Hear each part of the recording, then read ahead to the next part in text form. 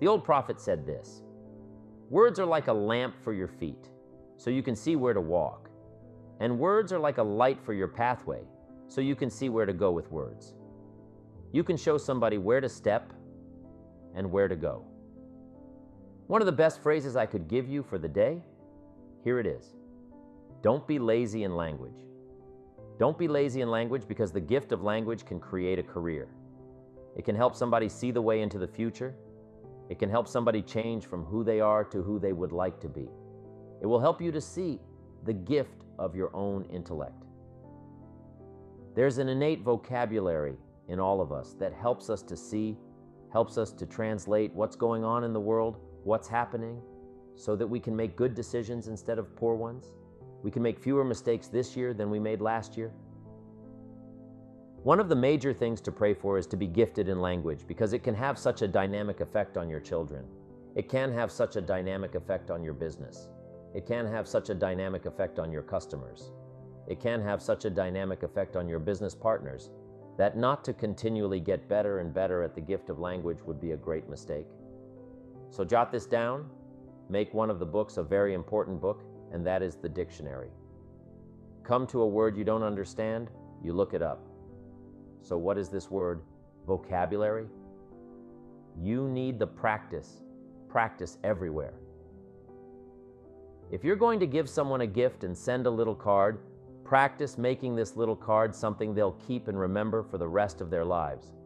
Not ordinary, extraordinary. Not like everyone else, different than everyone else. It's the practice of using your gift, of saying things another way until a light turns on, another way that expresses something heartfelt that the standard ordinary language wouldn't express, couldn't reach, couldn't paint these mental pictures. It's okay to give flowers, but don't let flowers do all your talking. Flowers have a limited vocabulary. Guess what flowers say? You remembered? That's about all they say. Flowers don't say, "Nobody in this world affects me like you do, love." See, flowers talk, but they don't say that you've got to put in the little card. "Nobody in this world affects me like you do, love." And then you sign it and see, long after the flowers are gone, somebody's going to keep the words. The words are more powerful than the flowers, so don't let flowers do all your talking. See if you can't choose the words that are meaningful, words that are unique. And the more you do this, practicing every little occasion to say something well, whether it's a little talk to the family gathering, or whether it's training, or whether it's inspiring, or a little class on Sunday morning, whatever it is, keep improving. Keep improving. Find a new way to say it, a new illustration, a new story. You'll get better. When my wife Judy and I parted ways, wow, that was a unique experience. I wrote this little note: "Dear Judy, as often as the night comes, so does my sadness. As constant as the day arrives, so is my love for you. I wish for you, and I wish the best for you. And I understand that dilemma. My life is here where you touched me. If ever you would call, I would be there to be touched again." It wasn't very long. It was just a few words, but I tried to express what was going on in my heart and soul at the moment. So I'm asking you, don't fail to say it. Here's an expression we've heard: words are no substitute for action. That's true. Let me give you another one. Action is no substitute for words. It's okay to do, but you've also got to say, express it as clumsy as it might be, to start a better program of better communication, saying it better. Here are the 4 steps to good communication. Step 1, vocabulary. First of all, vocabulary. You've got to work on your vocabulary. Some of my friends took a survey among prisoners working on a rehabilitation program. They weren't particularly looking for this, but here's what they found. There's definitely a relationship between vocabulary and behavior. The more limited the vocabulary, the more tendency towards poor behavior. And when you think about it for a while, it makes sense. Words are a way of seeing. If you don't have a good vocabulary, you can't see very well. Can you imagine the mistakes in judgment when you can't see very well?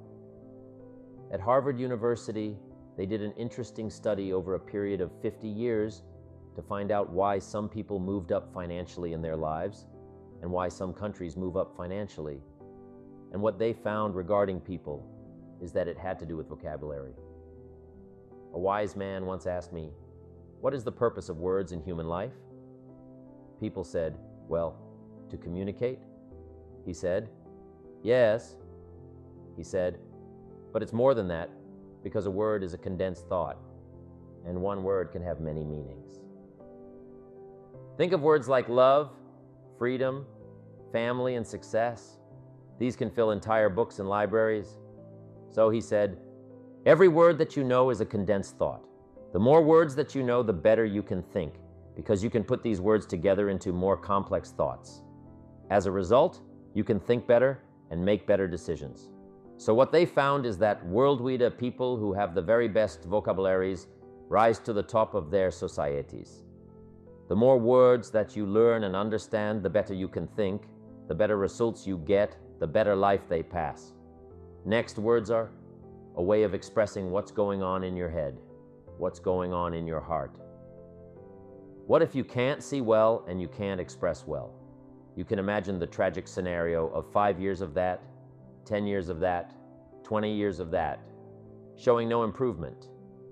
Behavior now becomes a major problem, and that person's world gets smaller and smaller and smaller. Why? They can't see and they can't express. And finally, they don't need much bigger place than a 10 by 12 cell.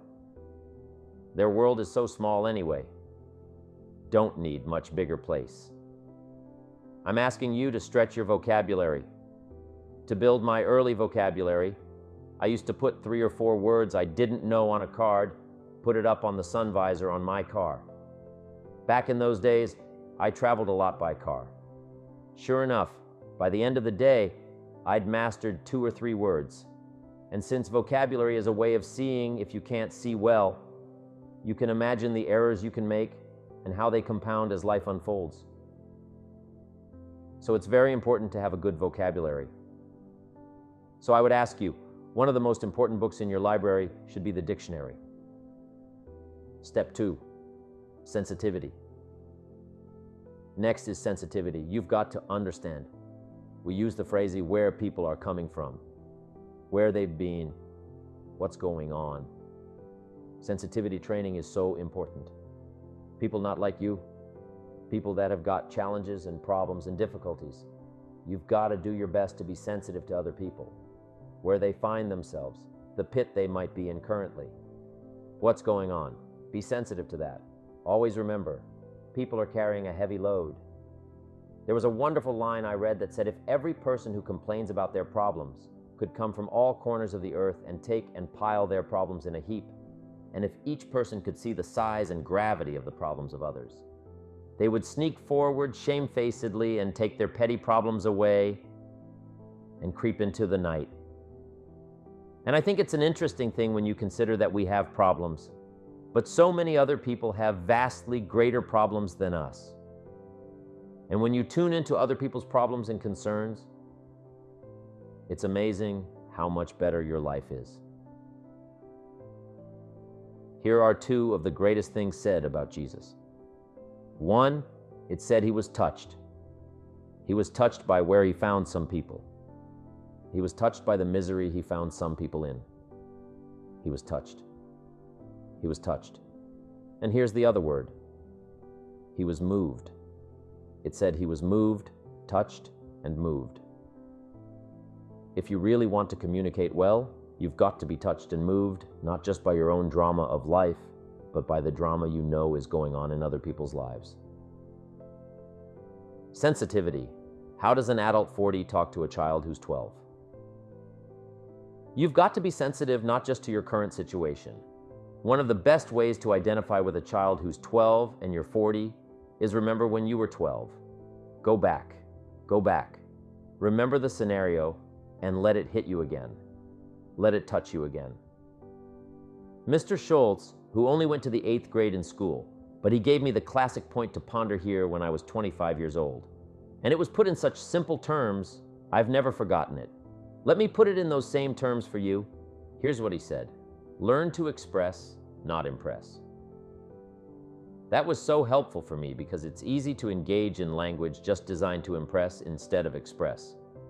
But Shove said, if you want to touch somebody, learn to express sincerity from the heart. Not impress. Impress builds a gulf, express builds a bridge. Identification is building a bridge.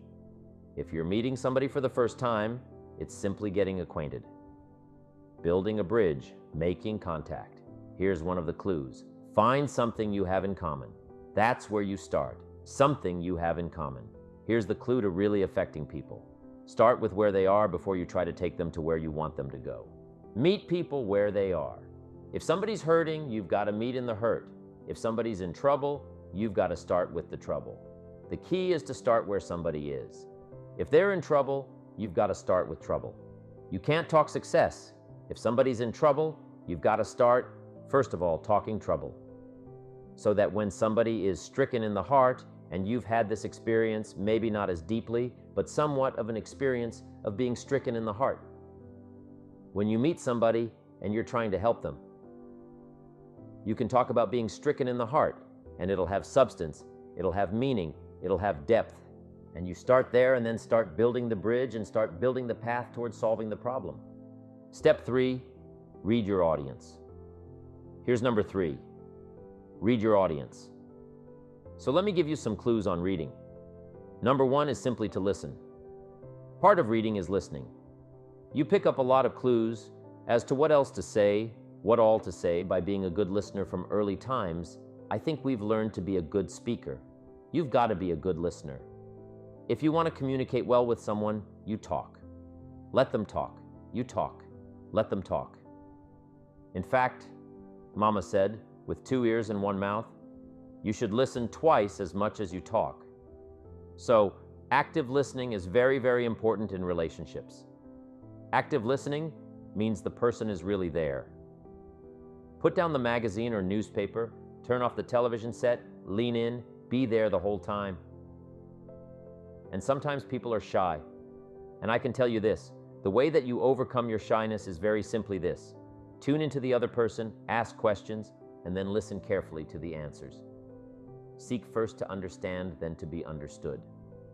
Get out of yourself and don't be preoccupied with what the other person is thinking about you. Instead, focus on encouraging the other person to talk about them. The more the person is talking about themselves, the more they like you. Seek first to understand, then to be understood. When you go home at night, don't talk about your day at all. Instead, ask her and ask the kids about their days. And listen closely. The more you listen, the more the person trusts you. The more they trust you, the more they like you. The more they like you, the more they open up to you.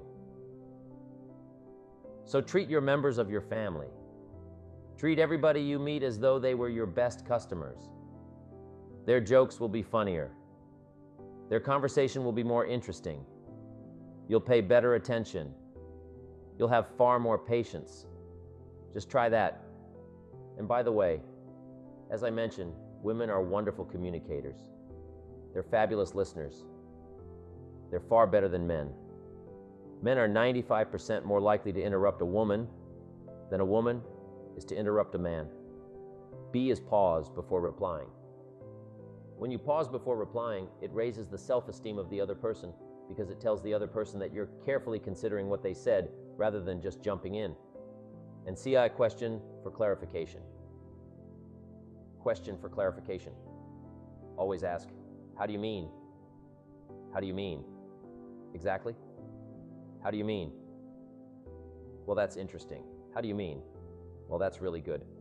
How do you mean exactly? And then listen and practice listening. And finally, defeat it back. Paraphrase it in your own words. Remember, when you can paraphrase what the person said, this is the real test of listening. This is where you really prove that you were really listening. So, paraphrase it in your own words. Well, let me make sure I understand what you said. You're concerned about this, and this happened, and that's what happened. Uh-huh. Now take the time to paraphrase and think about paraphrasing while you're listening, and you'll always be a better listener. Number 2, you've got to read what you see. Part of it is just being conscious, right? Body language, reading what you see. Here's what we teach in leadership skills. Don't mistake courtesy for consent. In a polite society, we learn sometimes to be courteous, but that doesn't mean we buy the story with somebody being polite, smiling, and nodding. You've got to make sure you don't misread that and stop short of the full persuasion. Don't mistake kindness for acceptance. In a polite society, we've learned to be kind, but that doesn't mean we've accepted. So part of this is a little more subtle in reading in a polite society. Whether or not somebody is buying your argument, if they're being persuaded by your presentation.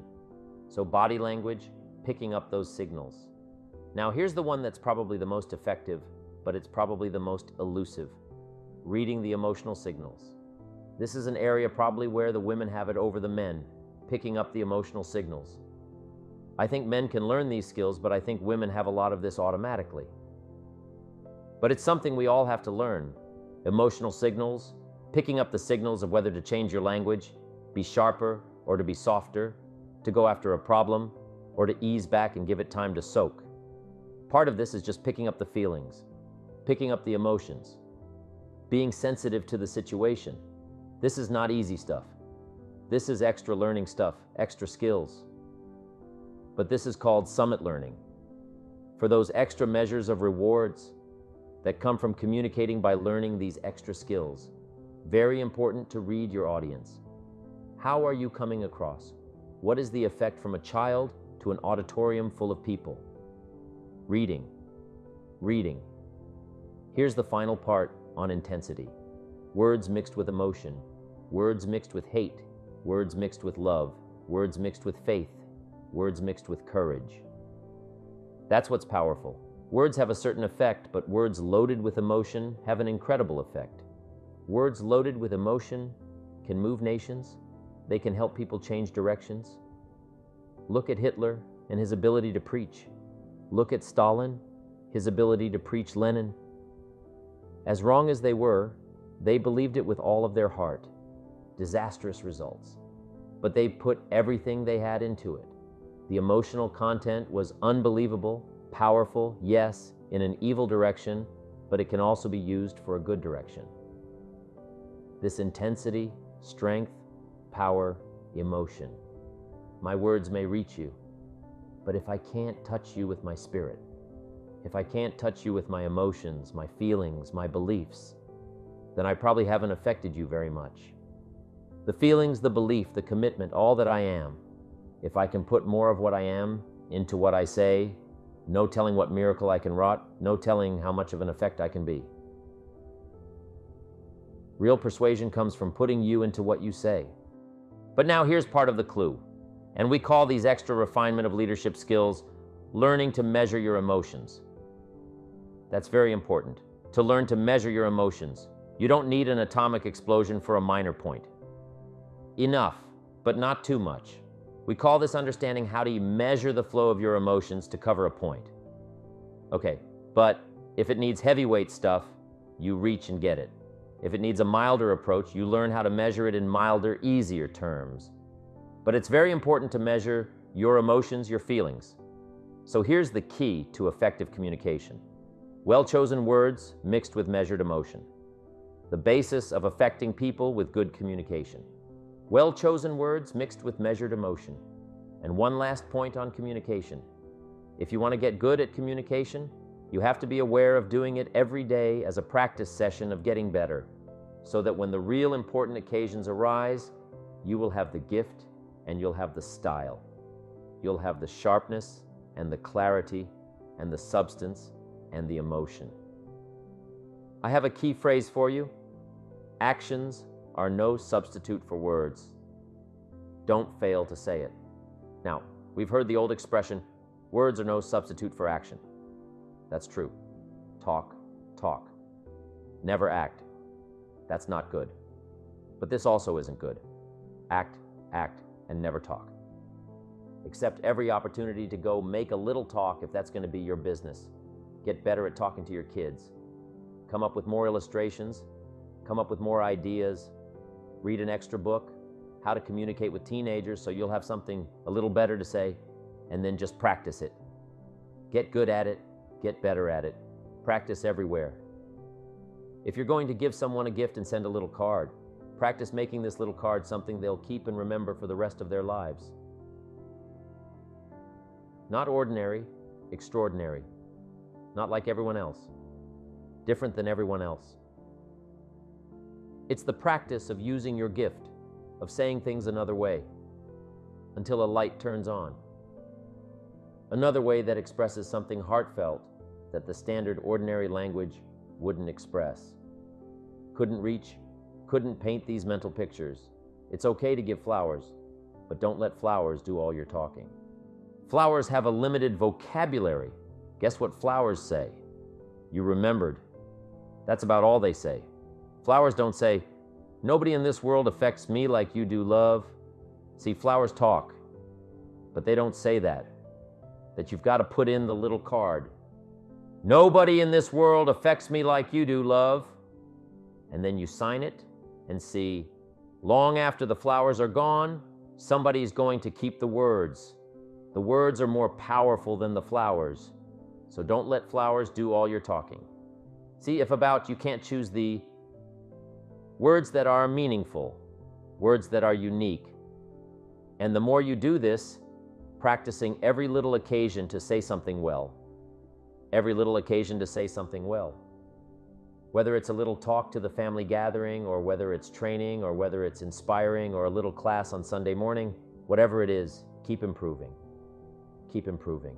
Find a new way to say it, a new illustration, a new story. You'll get better. The gift will belong to you, and the effect could be electrified. When my wife Judy and I parted ways, I wrote this little note. Dear Judy, as often as the night comes, so does my sadness. As constant as the day arrives, so is my love for you. I wish for you, and I wish the best for you.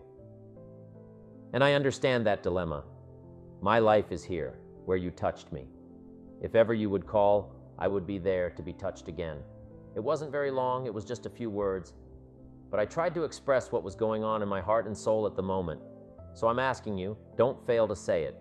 Here's an expression we've heard. Words are no substitute for action. That's true. Let me give you another one. Action is no substitute for words. It's okay to do. But you've also got to say. Express it as clumsy as it might be to start a better program of better communication. Saying it better,